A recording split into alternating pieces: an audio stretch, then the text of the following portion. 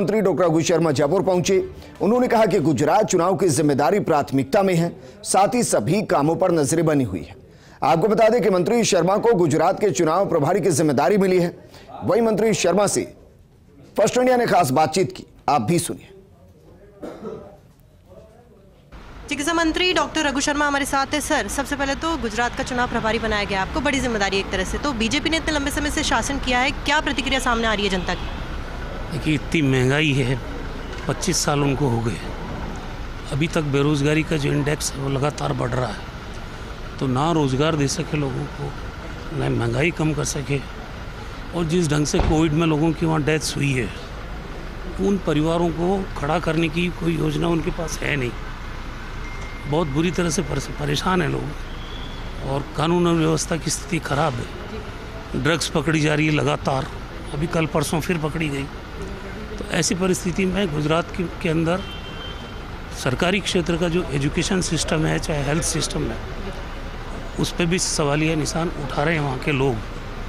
तो हम 14 तारीख से 29 तारीख के बीच में पूरे गुजरात के अंदर जन जागरण का अभियान शुरू कर रहे हैं। वहाँ पे मैं खुद भी जाऊँगा, सारे ज़िलों के अंदर ये जो इश्यूज़ हैं सारे, इन इश्यूज़ को लेके और पूरा गुजरात के अंदर आंदोलन का प्रोग्राम बन रहा है। सर, क्योंकि आलाकमान ने आप पे बड़ा भरोसा जताया है, क्योंकि एक तरह से बड़ी चुनौती भी है गुजरात का किला भेदना, लेकिन जो चुनावी मुद्दे हैं जो आने वाले आगामी विधानसभा चुनाव रहेंगे, वो क्या रहेंगे? चुनावी मुद्दे मैंने बताया ना आपको, बेरोजगारी है, महंगाई है, जी। शिक्षा और चिकित्सा का ढांचा है, उसके अलावा कानून और व्यवस्था है।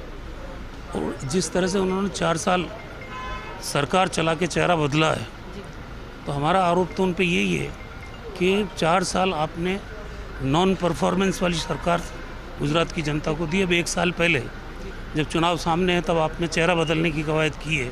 इसका मतलब बहुत बड़ी गलती की है। जो भी वहाँ मुख्यमंत्री थे या डिप्टी चीफ मिनिस्टर थे या मंत्रिमंडल के लोग थे, उनको अचानक बदलने की ज़रूरत क्या पड़ी, वो भी चुनाव के साल में। तो कई सारे इश्यूज़ हैं इस तरह के। तो सर, जो चेहरा बदला है सरकार का, हाल ही में जो बदला, उससे फ़र्क पड़ा है? मतलब नहीं, फ़र्क नहीं पड़ा है। फ़र्क तो भारतीय जनता पार्टी सोच रही है। बाकी तो 4 साल जिन लोगों को लेके आपने सरकार चलाई, इसका मतलब ये तो मान लिया बीजेपी ने कि हम अच्छी सरकार नहीं दे पाए 4 साल। 5 ही साल के लिए तो चुनती सरकार जनता, उसमें से 4 साल अगर बेड परफॉर्मर गवर्नमेंट दी है बीजेपी ने, तो ये तो बहुत बड़ा उनके ऊपर आरोप है।